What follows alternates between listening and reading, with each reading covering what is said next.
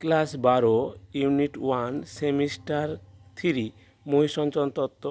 1 নম্বর প্রশ্ন, বিজ্ঞানের ইতিহাসে রেকর্ড থেকে তিনি, যেটা প্রাকৃতিক ভূগোলে, যিনি দুটি আমেরিকার, ইউরোপীয় এবং আফ্রিকা একসাথে মিলিত হওয়ার সম্ভাবনার কথা প্রথম বলেছিলেন, তিনি হলেন এ টেলর না বি অর্টেলিয়াম?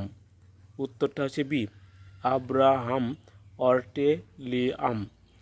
বর্তমানে ওয়েগনারের মহাদেশের চলমান তত্ত্বকে জোরালোভাবে সমর্থন করেছিলেন। তাহলে কোনটা, মহাদেশীয় সঞ্চালন না প্লেট টেকটনিক? তাহলে উত্তরটা মহাদেশীয় সঞ্চালন। গ্রাসোপটেরিস হলো একটা কুমিরের জাতীয় সরীসৃপ না ফার্ন জাতীয় উদ্ভিদ? উত্তরটা ফার্ন জাতীয় উদ্ভিদ। ওয়েগনারের মতে মেরু থেকে যাত্রা কথা অর্থ হলো মহাদেশীয়গুলি দক্ষিণ মেরু থেকে সঞ্চালন না মহাদেশগুলি উত্তর মেরুর দিকে সঞ্চালন? উত্তরটা মহাদেশগুলি দক্ষিণ মেরু থেকে সঞ্চালন। লরেশিয়া ও গন্ডোনাল্যান্ডের মাঝে সংকীর্ণ অগভীর সমুদ্রটির নাম ছিল লোহিত সাগর না তেথিস সাগর? উত্তরটা হচ্ছে তেথিস সাগর।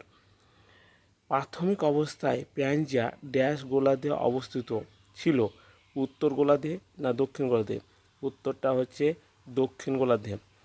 মহাদেশীয় সঞ্চালনের সপক্ষে ডবল লেখা গেছে গঠনগত প্রমাণ হলো কয়লার স্তর না জিগসোফিট?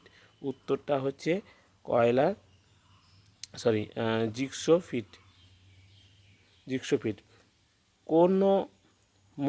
কোন মহাদেশটি অঙ্গারল্যান্ডের অন্তর্গত? অঙ্গারল্যান্ডের অন্তর্গত তা আফ্রিকা না উত্তর আমেরিকা? তাহলে এখানে উত্তর আমেরিকা। ওয়েগনারের মতে প্যানজিয়া যে যুগে ভাঙতে শুরু করে তা হলো সিনোজোয়িক না মেসোজোয়িক? উত্তরটা মেসোজোয়িক।